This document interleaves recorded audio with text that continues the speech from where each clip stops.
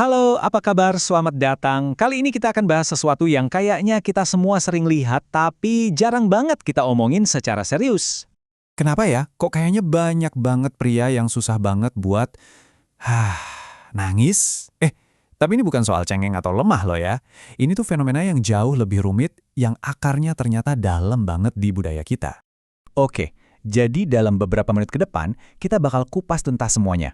Kita mulai dari krisis yang nggak kelihatan. Terus kita cari tahu, kenapa sih emosi itu seolah dibungkam? Nanti kita juga bakal lihat apa aja rute-rute pelarian di zaman sekarang. Gimana realitanya di Indonesia? Dan yang paling penting, kita bakal tutup dengan harapan, yaitu jalan menuju pemulihan. Oke, kita masuk bagian pertama.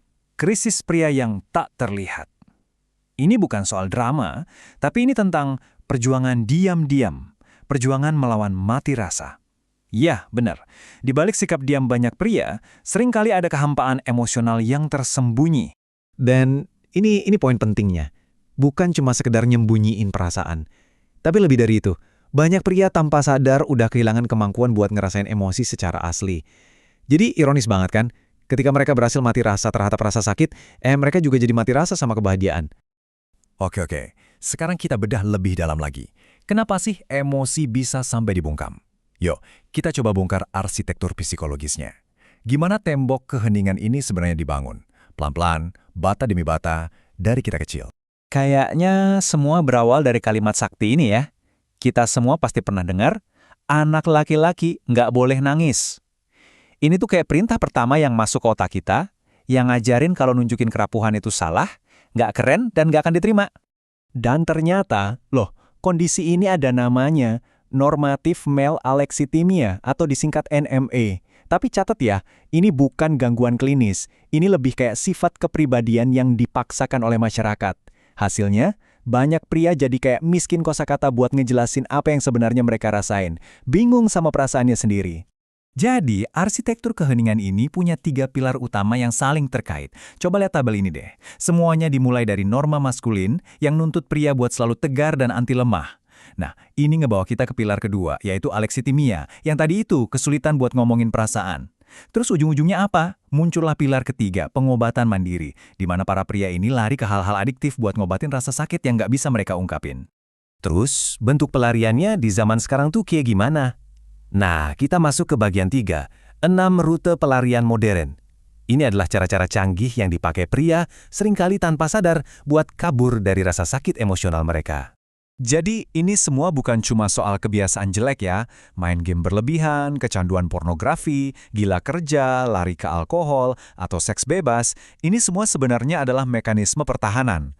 Tujuannya itu bukan buat nyari senang, justru sebaliknya, ini adalah upaya putus asa untuk merasakan lebih sedikit, biar nggak sakit. Nah, dari semua pelarian itu, ada satu yang paling licik dan berbahaya, gila kerja. Kenapa coba? Soalnya, ini satu-satunya kecanduan yang malah dipuji-puji sama masyarakat.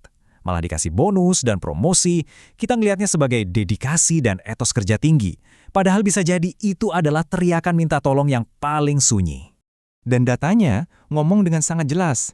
Lihat aja grafiknya. Para workaholic itu tingkat kecemasannya hampir 3 kali lipat. Tingkat depresi lebih dari 3 kali lipat. ADHD juga lebih dari 2 kali lipat. Jelas banget kan? Ini udah bukan soal kerja keras, tapi ini sinyal bahaya kesehatan mental. Oke, sekarang kita tarik ke konteks kita sendiri. Bagian 4, realitas pahit di Indonesia. Soalnya ini bukan masalah orang barat doang. Ini nyata dan dampaknya kerasa banget di sini, di sekitar kita. Sebuah penelitian pada pemuda di Makassar nemuin angka ini, minus 0,770. Kelihatannya cuma angka biasa kan? Tapi di baliknya ada cerita yang serius banget. Apa sih artinya angka ini? Artinya, begini, semakin seorang pemuda di Indonesia patuh sama norma cowok harus kuat, semakin kecil kemungkinannya dia bakal cari bantuan profesional waktu dia depresi. Jadi bisa dibilang, tekanan sosial ini secara nggak langsung maksa mereka buat nelen penderitaan itu sendirian, dalam diam. Tapi, di mana ada masalah, di situ ada harapan. Sekarang kita masuk ke bagian terakhir, jalan menuju pemulihan.